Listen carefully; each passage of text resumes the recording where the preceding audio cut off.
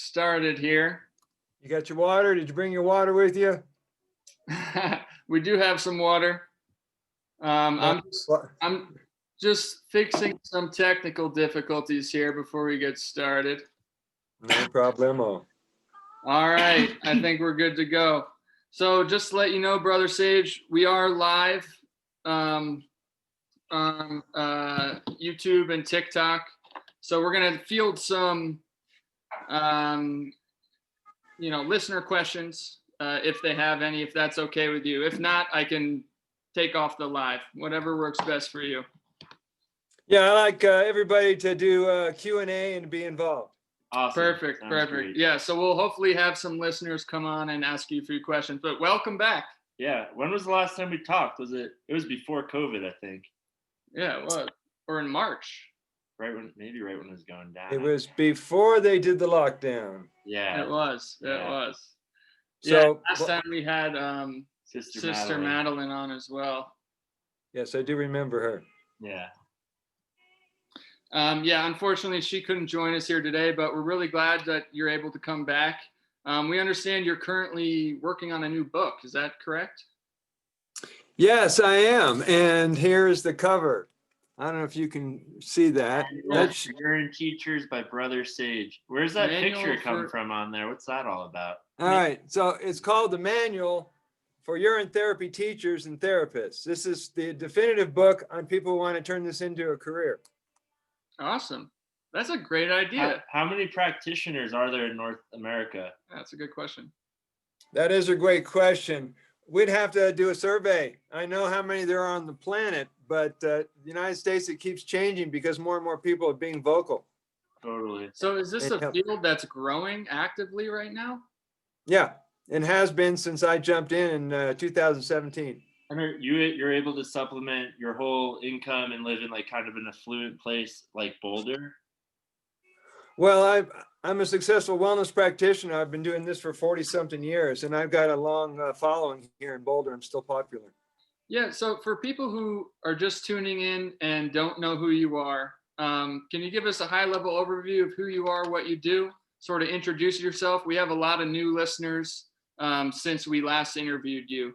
And there's actually been a good amount of excitement surrounding this interview. So tell us, who you are, what you do. First things first. Can you see this, or is this reversed? Breathe. BrothersAge.com. Breathe. BrothersAge.com. So, mental, emotional, physical, and spiritual. I've been a holistic health practitioner all these years. They now call it a wellness practitioner, which means somebody comes to you and they want to get better. We look at what makes true health, and true health is the 4 pillars that make you who you are: mental, emotional, physical, and spiritual. So if you're just like doing one approach, like just the physical, you'll get hit or miss whether you get results. So you have to look at all parts of someone's life in order to get it. Mm-hmm. So I've been doing body work and worked at 5-star hotels in Waikiki and in Maui, and had quite a career as a massage therapist and reflexologist and breath coach. I studied with Leonard Orr and Sandra Ray, who brought conscious breathing to the planet back in the late 70s, early 80s. And I've had some of the most incredible mentors like Louise Hay and Stanley Burroughs, who have helped me to define and understand who I am and why I'm on this planet. That's so one thing I do want to attach to this episode is like your book recommendation list. Like who should people be, what books should people be buying right now? So I just heard you list a few names. We'll touch back on that later, but I know a lot of people are interested in, where to start, because the realm that you're in, I know your focus is on urine therapy, or I think I'm pronouncing urine wrong. It's urine or something. Urine Therapy, right? Or, and unless you're David Jubb and you're from Tasmania, he calls it urine or urine. Urine. But the field that you're sort of engulfed in is so expansive and complex and so simple all at the same time. And it's something that everyone has an interest in. It's just general happiness and well-being, if you boil it down to it in a certain lens. You nailed it. Yeah. So we'd love to get your recommendations on where to start. But I don't know, where do you want to start, Hans? Like, I was curious, since we just got through an election. You don't need to say who you voted for, but what candidate of Donald Trump versus Biden would you think be more open-minded to this practice of Urine Therapy to kind of help spread it more in the United States? I'll wait till we get our technician back in camera here. Sorry, just want to get a good angle of this. All right, so people have asked me numerous times the political questions, and I tend to view what's going on planet Earth from a more wider perspective. And see, my understanding is everything you see is a movie, whether it's on television, social media, fake news, it's all a movie. It's designed to give you information that you can use or not use. And Earth is designed to hold all us humans in harmony together. And we have not been in harmony for a long, long time because there has been control, manipulation, and deception upon humans, and humans have been in what people call a prison planet. So 7.5 billion people are in the process of waking up, which means they're out of the trance. They're no longer sheep people. They're not following the agreed upon reality, and they can think for themselves. Is that how you view the current times? You think we're going through a global awakening? Oh yeah, big time. Awesome. Every structure of man is going to have to fall apart and unravel so we can build a new earth and a new consciousness. It won't do it because all the ones were based on deception. When was the last time do you think we had a collective consciousness where we all wanted to benefit each other as humans? Well, without going way back to pre-modern times, I would say the closest thing we got was the 1960s when we discovered LSD and marijuana. And people start realizing there's more than the matrix, and they started coming out in droves and peace gatherings and Woodstock and things, and people were loving each other and found out that that's what was real. Interesting. So that was sort of like a mini awakening. Then I think most of the world sort of forgot about that or continued, and you're viewing the 2020s to be really like a spiritual rev, like something's happening right now. Well, you remember when you first heard of the word 2020 in the year, everybody thought, well, isn't that supposed to be perfect vision? Mm-hmm. Oh, interesting. Yeah, so it wouldn't be a great time for people to have clarity? And how long do you see this process taking? You mentioned all institutions crumbling to the ground. What does that look like? Is that like almost human extinction, or what does that mean? World War III, or do you have a more positive view of it? Oh, I have a positive view, because when you have all these billions of people operating from a heart-centered communication system, when they're speaking to each other from here and not from the ego and the intellect, they're only going to design something that's for the best for each other, that's kind and honorable and loving toward each other. We're not doing such a good job right now. Yeah, and maybe Trump was sort of like the backlash to that. But I mean, honestly, I'm not too fond of the Biden administration either, but we don't have to delve down. That's too low level conversation. I want to keep it deep. All right, then we're going to have to bring out the remover of obstacles, our friend Ganesha. Yes. Now, if you've ever gone to Kirtan where they do chanting, the very first chant they do is to Ganesha. So there's nothing in the way of their mind and their higher self communicating. I'd be down to do a chant right now. Can we clear, before we start the interview, any obstacles? Yeah, go right ahead. Do you want to lead it? I mean, I don't know it personally. Do you? You could lead us. Om Gam Ganapate. Om Gam Ganapate. Ye Namaha. Ye Namaha. Om Gam Ganapate.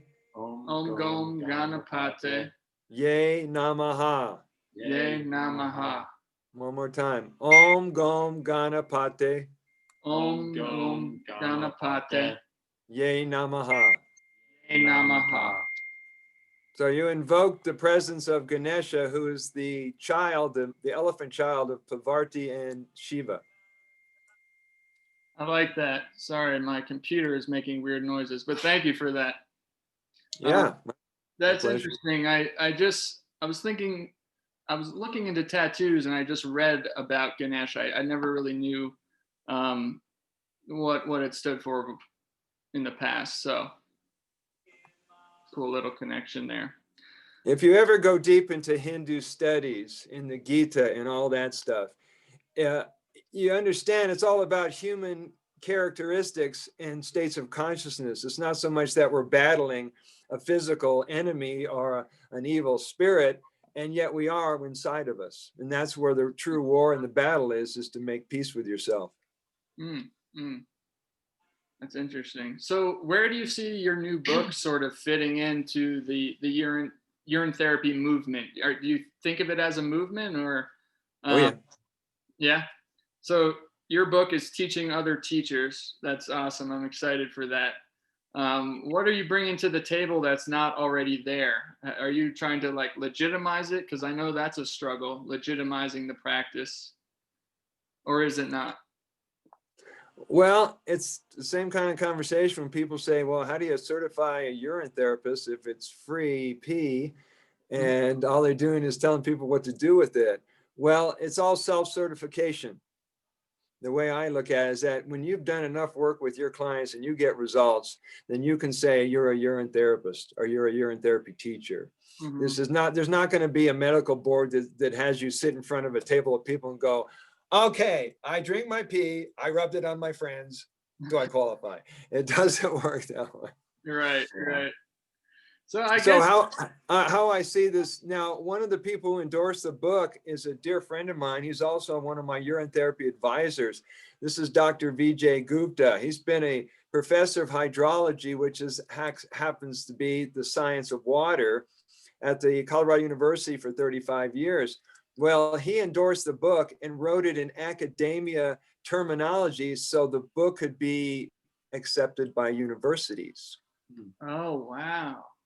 See, we're talking about breaking the paradigm down and moving it into places. I've already, I sent a copy of my last book to the public library, but they couldn't get it, so they sent it back. So, really? Oh yeah, the subject matter was too far for them.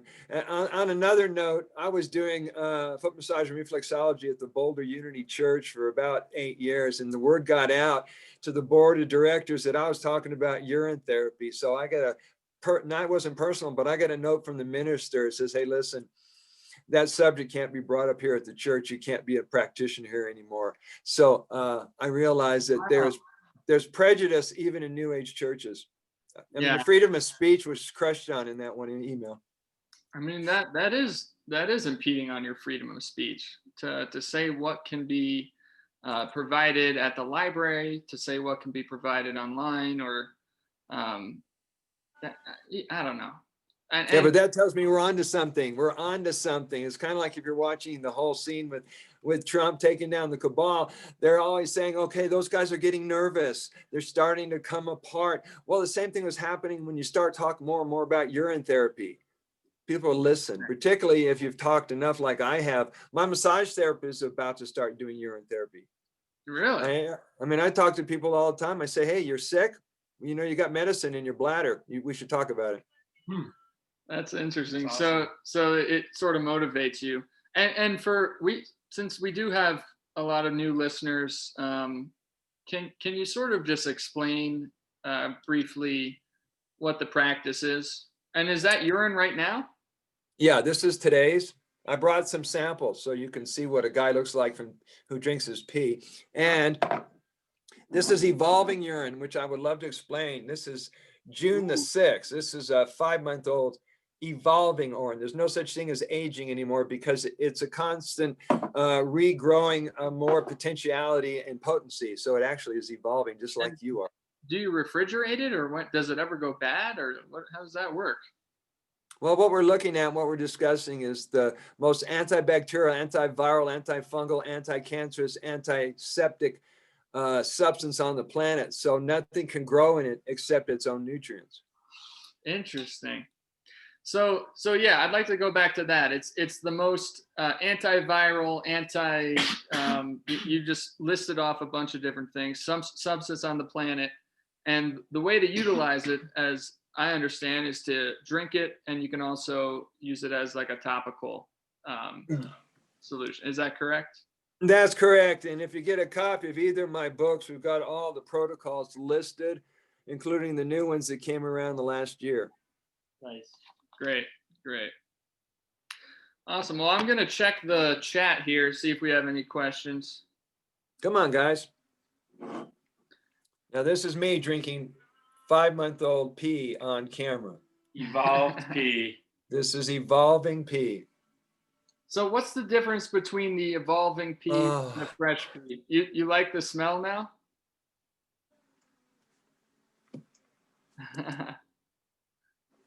You see, the ammonia evaporates over time. Uh-huh. That ammonia smell will go away over time. So people who are always concerned and saying, it smells like pee, it smells like a boy's bathroom. Well, that eventually evaporates, but what's left is that kick after the aftertaste, and the taste after the aftertaste that kind of lingers. But it's like a fine wine. You learn to appreciate it. Interesting.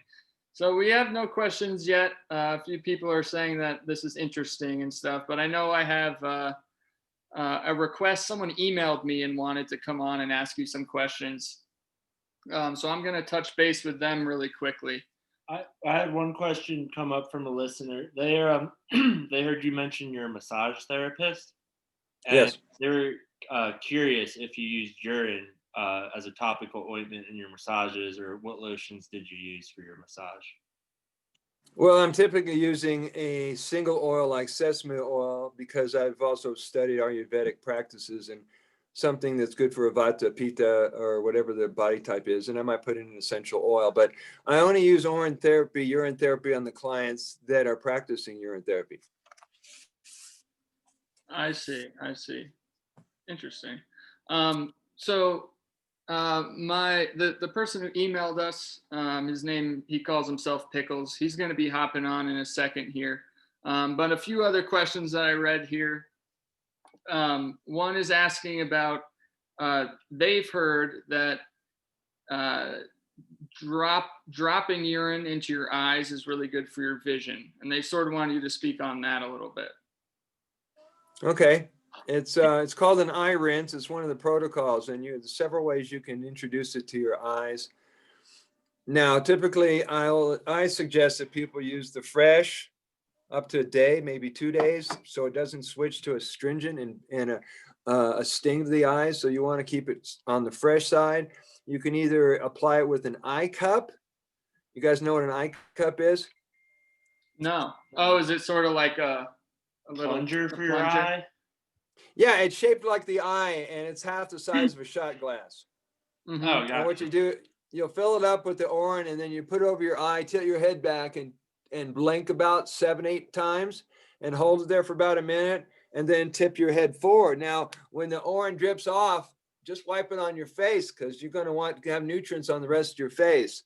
And then when you're done with it, you could either switch eyes and do the other eye, or what you can do is tilt your head to the side and let it drip right from the edge where the teardrop is over your eye. And this is going to help eye problems, floaters, cataracts, night vision, anything dealing with an eye issue. It's also going to drive the nutrients into the blood, which means it's going to help the cranium and the brain. Really? I have floaters. Gotta put it in your eye. Yeah. You know what to do. Mm-hmm. Well, I have tried drinking my urine, but I haven't put it in my eye before. And I know last time we told you that we were going to start trying it. We tried it a little bit, but we didn't continue. Is there any advice for people who want to dive in, but I guess there's no, you just have to do it. What you have to do, and this is described in the manual, you have to overcome all negative associations you have about pee being something other than a pure, perfect medicine. So what do you say to doctors who are saying that it's filled with bacteria? Same thing I'll ask anybody. Where did you get that idea from? See, doctors are no different than anybody on the street that comes up to you and says, well, I heard that urine is a waste product. I said, where did you get that idea from? Did you make it up? And no, most of them, they heard it somewhere in passing in their life and they never questioned it. Mm-hmm. Yeah. And what I love about being the piss guy here, is that I can knock out anybody's argument. Really? It's fun because they got nothing to back it up with. I'd love to have a doctor come on here and have like a discussion with you. That would be awesome. We tried to get Dr. Steve from Weird Medicine. We did ask he refused Dr. to come Steve. on. We should tweet at him later. We really should get him on. Yeah, we have a doctor who comes on who we interview. And he has a show on Sirius XM radio called Weird Medicine. Yeah, and we did ask him if he wanted to come and talk to you. We thought this would be like the perfect topic. Yeah. Well, for now, I'm working with clients. I consult people across the planet who contact me through private messenger, and we do a one-on-one consultation and coaching session. Interesting. Interesting. Are you still flying people across the country even with the pandemic going on, or has that slowed things down a little bit? Am I flying them or are they flying themselves? Are they flying themselves? Good question. I have no idea. I have been home on retreat for the last 9 months. I left my apartment and moved in with my friends in the country on a 1-acre spread. So here we're having outdoor fires and sweat lodges and drum circles and potlucks. And I put together a kirtan about a month ago. We had 21 people with no mask playing instruments and chanting together. It was awesome. Awesome, man. That's amazing. Yeah, I would love to try a sweat lodge. But for people who have COVID or are afraid of COVID, is urine therapy the answer? Yes and no. And I will say that same, you guys getting a pitch in there?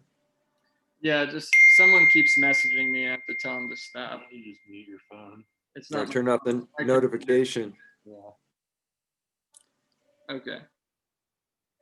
So I'm going to answer the question about whether urine therapy. Hold on, I'm getting thirsty. This is such an exciting conversation. Hold on.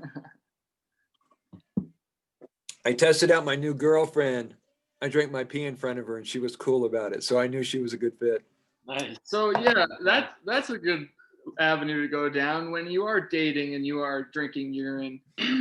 At like what date do you tell her? Is it like you know what I mean? Does it throw a lot of people off? I mean, your current girlfriend sounds like she's cool with it. She is cool. And you see, I've been married for 26 years. My wife passed away in 2013. Mm-hmm. And so I interview my girlfriends. When I'm dating, I interview them. I'm not going to waste my precious time trying to guess down the road if we're a fit, if we think the same, if we have the same practices. So I write out my crazy lifestyles and find out. That's good advice for anyone, actually, you know, because everyone's got a little crazy lifestyle in them, or hopefully you do. Like you? Yeah. We got a little bit of crazy in us. Let's run down some more of the questions who are coming in. Pickles or Steve. Is he coming on? I mean, he keeps saying introduce me, but he just come on. Yeah, just join the chat. You have a waiting list, dude. I know. Yeah. Just come on. I'll tell him just come on. I'm going to answer the question about, does it matter if you drink male pee or female pee? Oh, good question. Oh, here we have Steven from Tacoma. He's coming in the chat. But Or go ahead about Pickles, the male or female pee. Here he is. Welcome. Steven. Hey. Welcome. It's going really well. So I'm going to answer the question. People ask me, should you just drink your own urine? And is it okay to drink somebody else's urine? Is it okay to drink a woman if you're a man? Well, here's the deal. Urine, or shivambu, as I prefer to call it, is a universal nectar. It's a universal panacea. It doesn't have any reference. I mean, it doesn't matter whether you approach it from the gender. I mean, it doesn't have any specifics, whether it's gender, age, race, or any of that other stuff, because it's universal. I've drinking my clients pee just to let them know it doesn't matter if you're male or female. If you can't pee and you can't get any urine going and you have a friend nearby, that'll do the job. Interesting. Yeah, that's a good thought. And it sort of segues into, I know you've talked about drinking menstrual blood in the past. What's the difference between that and drinking real blood? Well, it's funny you should mention that because somebody contacted me this morning and asked me if they could drink their blood and drink their menstrual blood. I said, well, you could, and I'm not that well researched in it yet, but it seems to keep coming around to me. And what I said is what comes through the urethra sponge in the form of menstruation blood is a form of cleanse and detoxification from what my studies are. And then what comes through the urethra that ends up in the bladder is filtered blood plasma. So you're either going to get the blood in its own form and whatever bacteria it's carrying to get out of your body, or something's been filtered through the nephron system, and it's a filtered product. So I'd like to introduce Stephen from Tacoma. I'll give you some background. Stephen has been listening to us for a while, and he was actually a fan or semi-fan of yours before we interviewed you. He requested that we reach out to you a few times. So that's why we sent him the link. We want him to join on. And yeah, Stephen, if you want to be involved in the conversation any way you like, you're more than welcome to contribute. Welcome, Steve. Yeah, thanks. Can you hear me? Yes. Yeah, you sound good. Great. Yeah, I actually had a specific question that came up as you were just talking about that last topic, and I'm in a pretty interesting situation right now where I have a beautiful baby boy, 1 year old, and unfortunately my partner, who, we're not on the best terms, but it's kind of like a civil agreement that we have. She's in women's prison, I guess you could call it. She's and it's kind of a complicated situation. It's somewhat of a voluntary sentence that we all just decided it was for the best, but we don't have to get into that. The disagreement that has been kind of coming up between us is that I feel that our boy should be drinking his urine as kind of an essential Practice. An essential practice, a good nutritional habit to get into at an early age. And she does not agree, so she's sending me these letters, don't give him the pee, don't give him the pee. And because I'm collecting it, I think at some point it'll be good to have, but trying to get to a good agreement on this, because not everybody sees eye to eye, but it's a little more complex when you have a child together. So Question, what's your son's name? Or do you rather not say his name? I could say his name. His name is Taryn. All right. Does Taryn agree with your philosophy with urine therapy? He is pretty open to drinking any kind of beverage he can get his hands on, and he hasn't tried the urine yet. So I think he would be open to it. He, like all babies, he's peeing all the time. Just hasn't quite put 2 and 2 together and realized he can drink it. And I haven't kind of encouraged that behavior outwardly yet. Okay, I think as a bond between a father and a baby, that would be a natural extension of your faith in the water, because any doubt you have is going to be translated to the wife or to the courts or to whoever. And I would, in the meantime, be doing urine massages or foot soaks for the baby. You got to remember this, Stephen, and everyone else, that we were in a water-filled world for 9 months. We lived in pee and amniotic fluid. It's built into our memory. Whether we remember it or not, it's up to us. So how old's the baby? He's 1 year old. 1 year old, that memory's still pretty active. Yeah, you bring up a good point of how natural it is, and the unnatural thing is how we've kind of been conditioned since that time of being young. So you bring up a good point. There's a lot to think about on this topic, and I want to let you guys continue the conversation you were having. I just thought that would be a nice No, Stephen, You're Good welcome answer to my to. question. You're welcome to ask as many questions as you want. And that was actually one of the questions on the list we were going to talk about is How young is too young? Yeah, exactly. And my advice to you, Stephen, would be send your wife a copy of Healing Water Within by Brother Saved. Mm. You know, and that might just open her up to it. But Just might, and it might be just some good reading to pass the time. Do you live in the United States? I live in Tacoma, Washington. All right, if you get a signed copy from me, it gives you more credibility. ooh, So I just thought I'd suggest that. Buy a signed Appreciate copy from me, and you go, the author recommended it. This is good for you. that's a good idea. That's a good idea. And I know Stephen, And for coming on the show, Stephen, when I get my next book out, the manual, I'll send you a free complimentary digital copy by email if you get your email to me.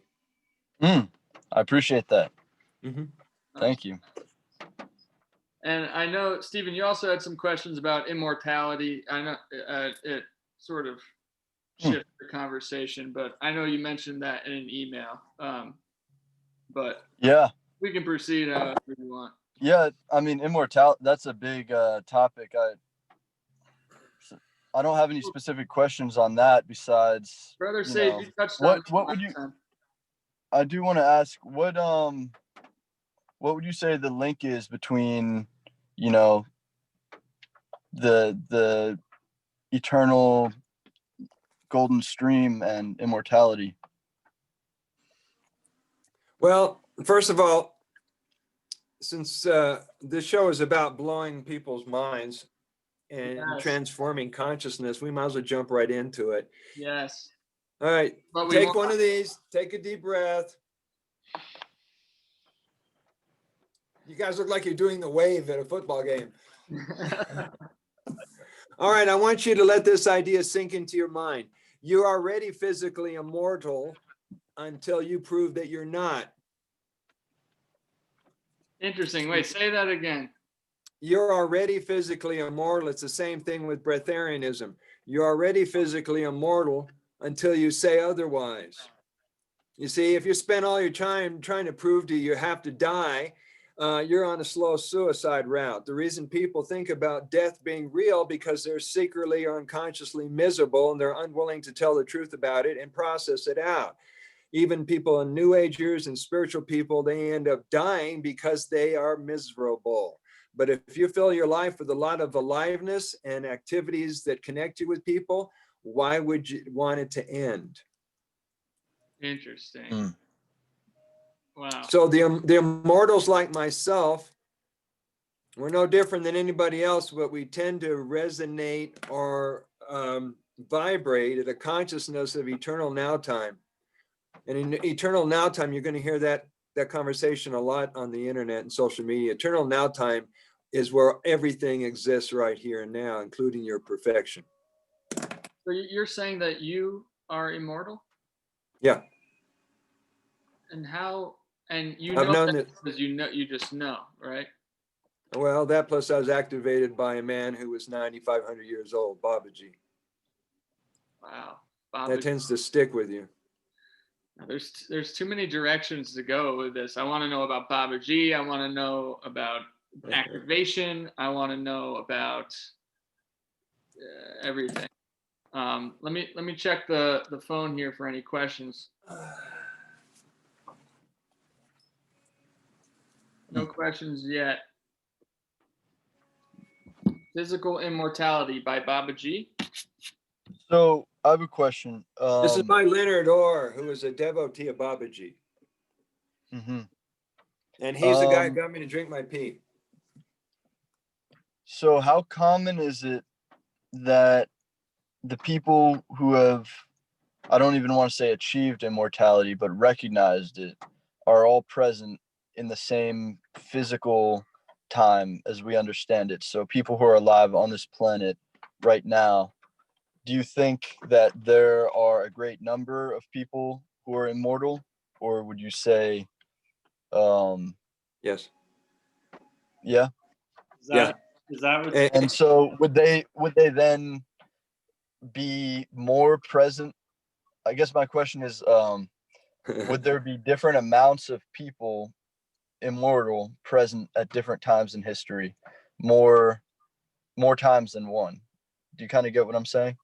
More times, like in You mean prehistoric times, would there have been more immortality than now? there have been immortals on this planet since we started inhabiting Earth. And there are those that are around, that have been around for thousands of years, and some of them who have mastered the third dimension, like Saint Germain and Babaji. They can pop in and out of any time in human history, and they can time travel, and they can do things beyond our current understanding of what's possible. And when you expand your mind to more possibilities, you might start by locating and doing things you never thought you could do. Wow, that was a lot to unpack. So I guess Welcome to I my wanted to world. ask why. Yeah, I guess I wanted to ask why this isn't like known, but I think I know the answer to that. And are these guys, are they self-proclaimed immortals? They walk around and they say, "Oh, I can pop in and out, and bada bada," or are people like learning from them and they're relaying the message? Like, why isn't this more known? Why don't these people talk about themselves? You're not familiar with these immortals that are going around the planet like Uh, Yoda? This guy's Yoda 900 years died. old. Yoda died, though. He did die eventually. 900. There's about a half a dozen to a dozen physical mortality Facebook groups right now. And these people are public. They're not, hiding out or anything. But the thing is, the only way you can tell that somebody's immortal, and Leonard Orr proved it. He set a standard. He said anybody who's immortal has to be at least 300 years old. And so he went on a quest, and he ends up in India and all these different places, kind of like how Jesus did his trip. And he met 8 people that were everywhere from 300 to 9,000 years old in the same body. Now, one of the characters that I really like is called Bartaji. Now, Bartaji, he would come out of the mountains every 108 years and give a talk to the disciples in the village. And always one of the students would say, "Bartaji, what is your secret to immortality and long life?" And Bartaji would say, "That's simple, my son.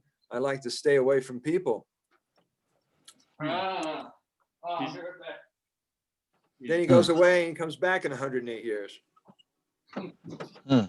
So the only way to know if I'm physically immortal is you're going to have to stick around for a couple 100 years, and let's see who makes it. Let's see. That's It's on. true.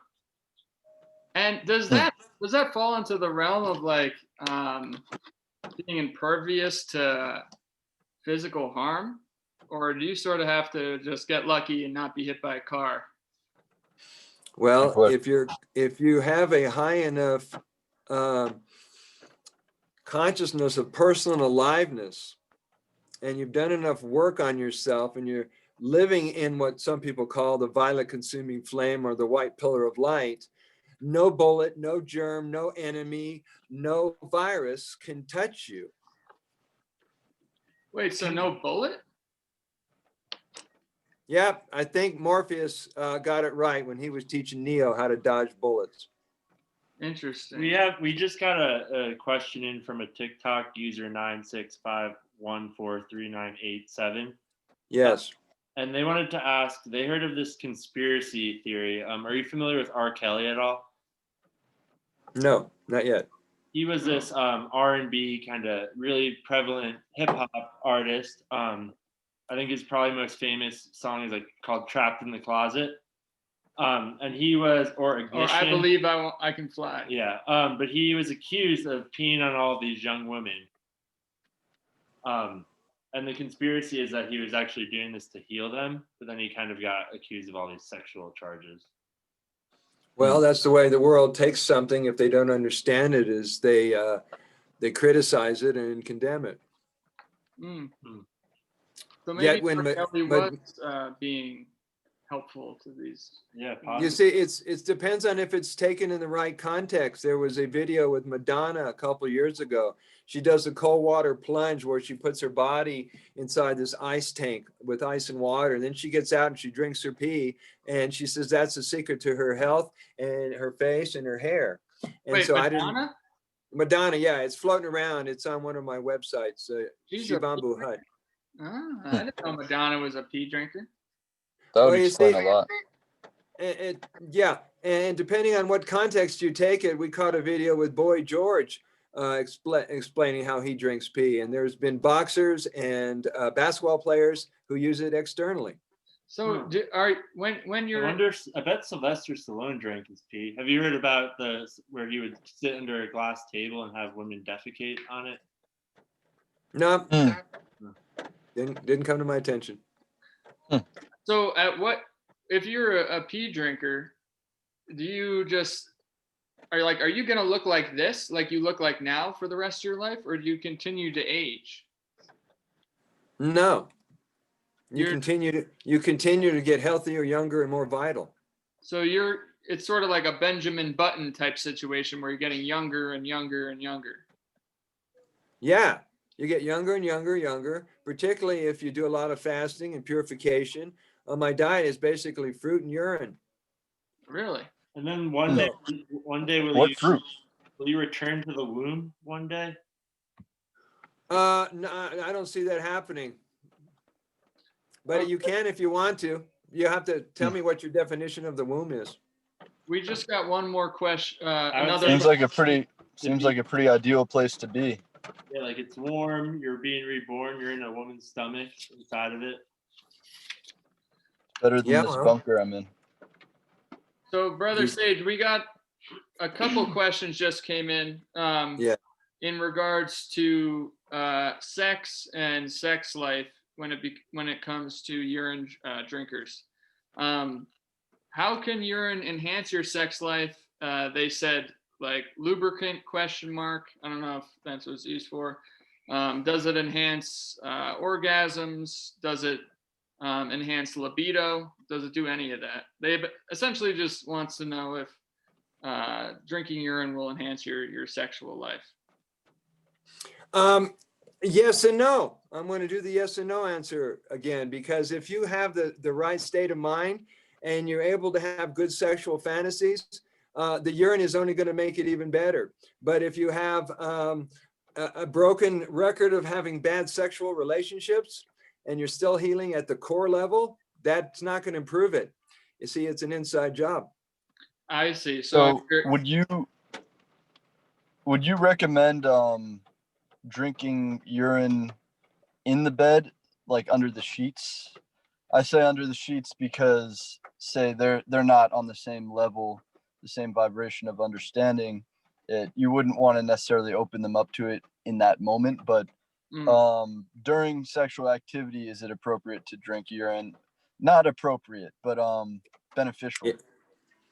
It's very beneficial. And you see, I've had this conversation with my lover right now. I said, you know, there's places we can go in our sexuality and in our lovemaking that we have yet to explore. And I've got this whole list, you know, I'm writing a list of different places we can go. I said, one of them, I want to get in the bathtub and I want you to pee in my mouth. And you see, that's totally fine if it's in the right context. Mm-hmm. If it gets out of hand, the wrong context, they'll call you a pervert. Right. Yeah, Right. like That's all context. Interesting. I agree with that. And so it's the same with anywhere we have it. Like if you go to the Urine Therapy Facebook groups, you can spot a troll right away. Really? They're You off wouldn't want to topic. do that on the first date. No, Yeah. not unless you're a gambler. Is she open to that, or it would be hard for me to bring that up to someone. Was she open to it or not really? We're still having the conversation. Yeah. She wants to read my book when it comes out, and I've peed in front of her, and I've had her say some of my pee when I went to her house one night. And that was ironic because I realized that her 14-year-old son was coming home and she had left it on the counter and she may want to move it. So she didn't have to explain that to him. Mm-hmm. And then a few days later, I said, when you come over to spend the night, would you bring my water with me? She says, oh, I'm sorry, I threw it out. I'm going, she's got training to go. Training. Yeah. Here's a question. One of the more socially acceptable situations that I've noticed to use urine therapy externally would be when you get a jellyfish sting. And that's a situation where I've seen people who normally would be closed off to the idea immediately kind of whip out and get to urinating on themselves. Would you, what would you say about that? Like, what is the reason why that is an okay time to use it for healing and not, any other kind of cut or abrasion? That's a good question. It's a good question, and this is going to go back to the misconception and the propaganda that we were led to believe about what urine is. It's the same thing holds true if you read the military manual for survival, the Army survival. They will teach you if you're stranded at sea, that's in a survival situation, you can drink your pee. If you're out in the desert in a survival situation, you can drink your pee. So this is in the manual, if you get the manual. It talks about that very same thing. If someone says, well, you can only use it in survival situations. I said, well, why is that different than now? You're in a survival situation because you live and breathe on planet Earth and you eat the wrong food and you're with contaminated things. And why wouldn't this be any different? So they have to think about that. So when does your book come out, Brother Sage? Do you have a date or?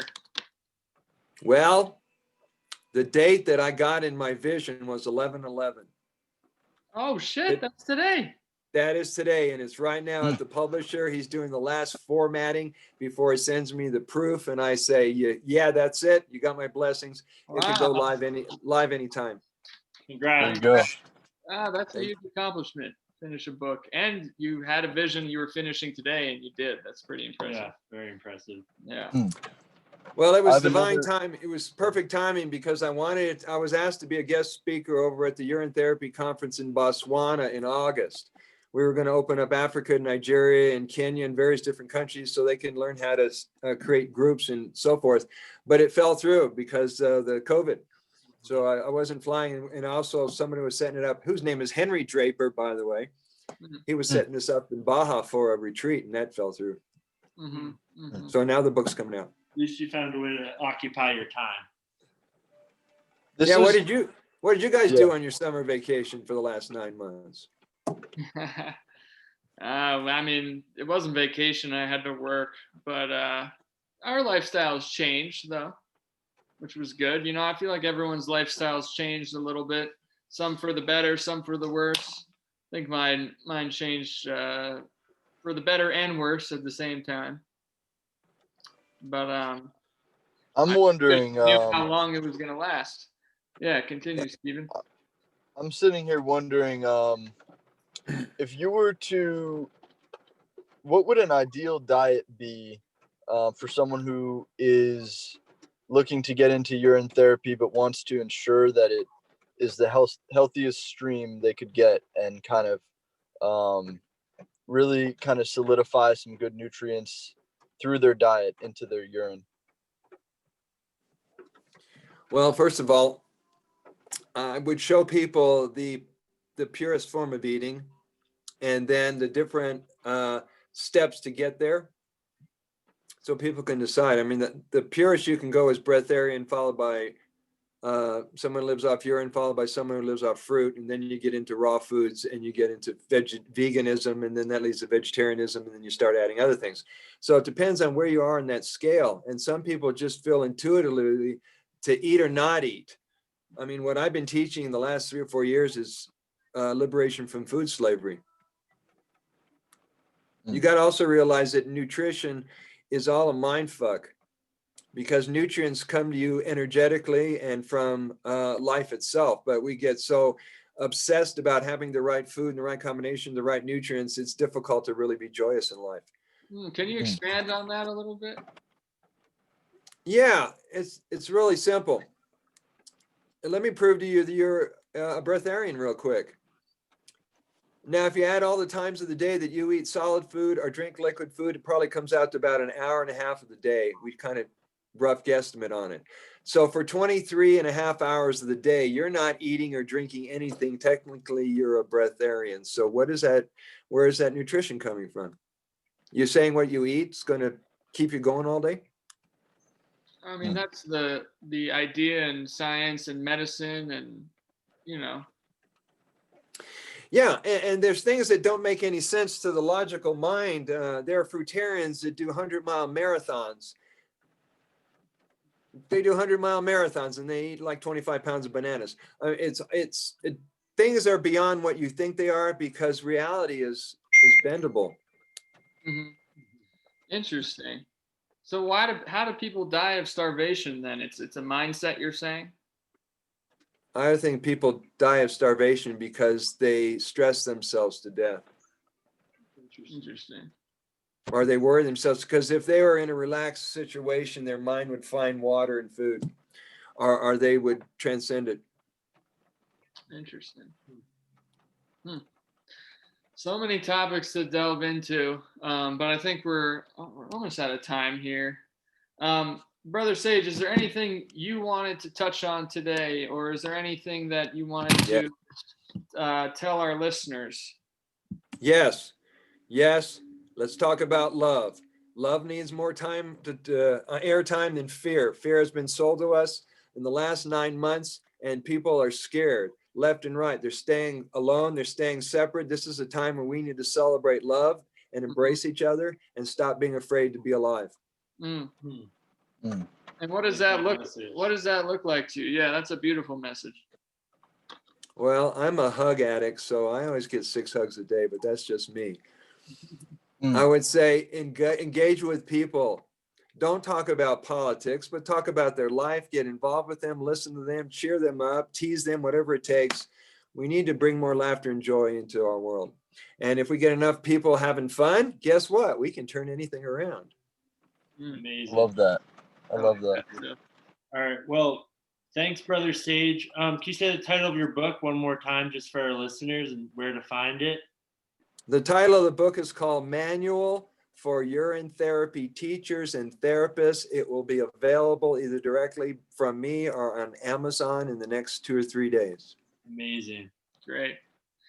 If you want to find or check out Brother Sage, he has a website, brothersage.com. He is also on Twitter at SageBrother, right? And on Facebook too. Yeah, anything else you want to shout out? The other book is Healing Water from Within, and the first book that I put out is Inescapable Quotes and Inescapable Artwork, which is also available on Amazon. And when this current book goes out, I'm excited that the next book's already dropping in. And the next book is called The Inescapable Book. It talks about the inescapable life that's here right now, but our mind is off center. Wow. Interesting. So it's about shifting your perspective to the immediate now. Yeah, unless you I'm know. going to be looking out for that. Say that again, Stephen. I said I'm excited to read that. Yeah, me too. And also, thank you. That answer to the question about diet made a lot of sense, because it really is so much more about everything you're taking into your system. It's not just the food, and it has to do with the energy through which you get the we're having a food and everything like that. Sorry, you I might have got cut off, but okay, yeah. I'm just saying, I really appreciate that answer about the the different levels of diet. There could be breatharian to fruitarian, but it's just about kind of achieving a level of purity with how you receive energy and then what you put out through the golden stream. Yeah, and the place you got to get to, no matter what spiritual path you're on, is to master your way of being your way of being. That's your path. That's your path right there, is mastering you. Mm-hmm. Great. Well, thank you very much, Brother Sage, and thank you, Stephen, also. I know we had some questions we couldn't answer today, but we have to make this a certain amount of time so that we can get it all uploaded. We have a strict thing. But Brother Sage, check him out. We'd love to have you back on. Thank you very much for your time. Thank you, Brother Sage. Yeah, blessings, Stephen. Blessings. Adios. Thank you. Adios. Namaste. Namaste.